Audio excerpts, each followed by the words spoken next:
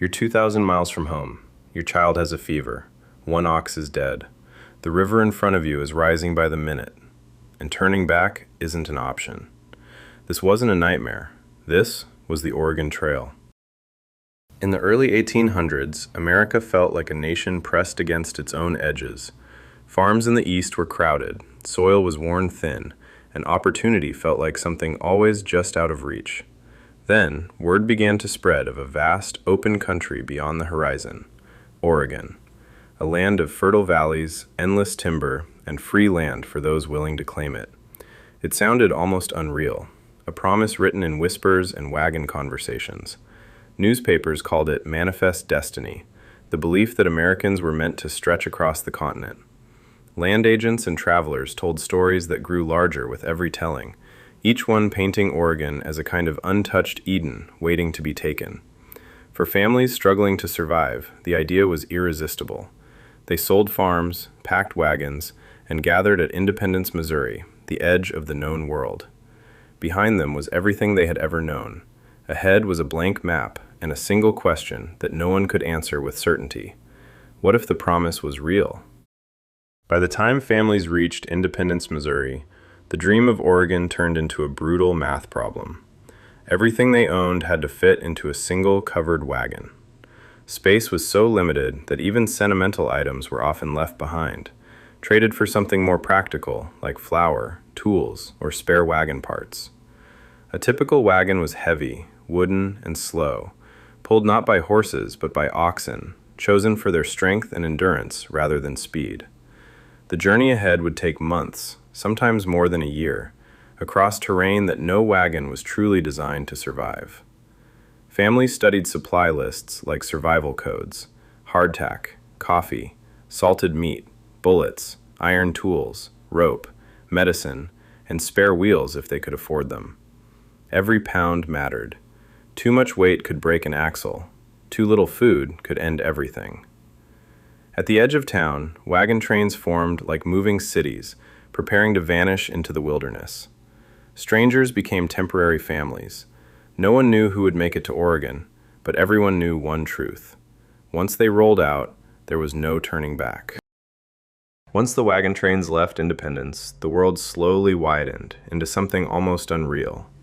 The tree line faded behind them, replaced by vast grasslands that seemed to breathe under wind and sky. Days settled into a harsh rhythm. Wake before sunrise, break camp, drive the oxen forward, and search for water before nightfall returned the darkness. The Great Plains were not empty, but they were unforgiving. Thunderstorms rolled in without warning, turning dry ground into sticky traps that swallowed wagon wheels. Rivers that looked shallow often hid strong currents capable of pulling wagons apart in seconds. Every crossing carried risk, and hesitation could mean losing precious time or supplies. Cholera began to spread silently through camps, carried by contaminated water. It moved faster than wagons, striking without warning and leaving entire families buried along the trail. Life became a balance of movement and exhaustion, where stopping too long could be just as dangerous as pushing forward. Ahead, the horizon never got closer. It only kept moving. As the wagon trains pushed deeper west, the trail began to show its true nature. It was not a road at all, but a series of risks stitched together by necessity. Rivers became rolling traps. What looked like a calm crossing could hide undertows strong enough to flip wagons and scatter supplies downstream in seconds. Families often had to decide quickly, risk everything here, or wait and lose precious days they could not afford. Accidents were constant, a wheel slipping off a ridge, an ox collapsing mid-crossing, a snapped axle in the middle of nowhere, miles from help. Even small mistakes could spiral into disaster when repair meant waiting in exposed land with limited food and growing uncertainty. Wildlife and weather added their own pressure. Lightning storms lit the plains like fire, while sudden cold snaps turned comfort into survival. Rattlesnakes, dust storms, and exhaustion chipped away at strength little by little. The trail was not one danger. It was hundreds of them, waiting patiently for time to do its work. The wagon trains did not cross empty land. Long before the first wheel carved a track into the soil, the Great Plains and mountain corridors were home to dozens of indigenous nations, each with their own languages, trade routes, and histories tied to the land. At first, encounters along the Oregon Trail were often moments of exchange rather than conflict. Traders offered food, horses, guidance, and information about water sources or dangerous crossings ahead. In return, immigrants traded tools, cloth, and metal goods that were unfamiliar in some regions. For many travelers, these brief meetings were lifelines in an otherwise uncertain journey. But as more wagons moved west, everything began to change. Trails widened into pressure lines across hunting grounds and seasonal territories. Resources became strained. Buffalo herds were disturbed. Agreements that once depended on balance and respect were tested by the sheer scale of migration.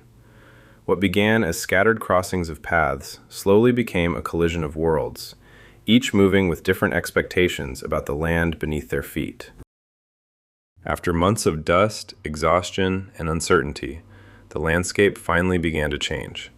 The endless plains gave way to rising foothills, and the air itself felt different, heavier with forest and rain. The Blue Mountains stood ahead like a final barrier, their slopes steep and unforgiving after everything the travelers had already endured. Crossing them required whatever strength remained. Wagons had to be lightened again, supplies abandoned along the trail, and animals pushed beyond what many could survive. Each mile forward came at a cost measured not in distance, but in endurance. Then came the Columbia River, wide, fast, and indifferent. For many, this was the final test. Ferries and makeshift rafts carried wagons across icy water, where one mistake meant losing everything at the very edge of completion. Beyond the river lay the Willamette Valley, green, fertile, and quiet in a way that felt almost unreal after the chaos behind them. For those who made it, Oregon was not just a destination. It was survival finally rewarded, and a journey permanently carved into memory. When the wagon wheels finally stopped turning, the Oregon Trail did not end.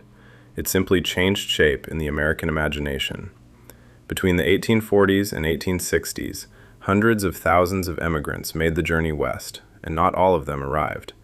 Graves marked the route in quiet rows, often unnamed, scattered across plains and riverbanks, like a forgotten ledger of risk. In time, the trail gave way to railroads, and the long, brutal passage across the continent became a matter of days instead of months, but the memory of the journey remained. It became a symbol of ambition, endurance, and the cost of expansion across a continent already home to many nations. For generations that followed, the Oregon Trail was simplified into a classroom lesson and later a computer game. Yet behind those versions was a reality far more complex, shaped by hardship, loss, cooperation, and change on a massive scale. The trail did not just lead west. It reshaped what America believed it could become.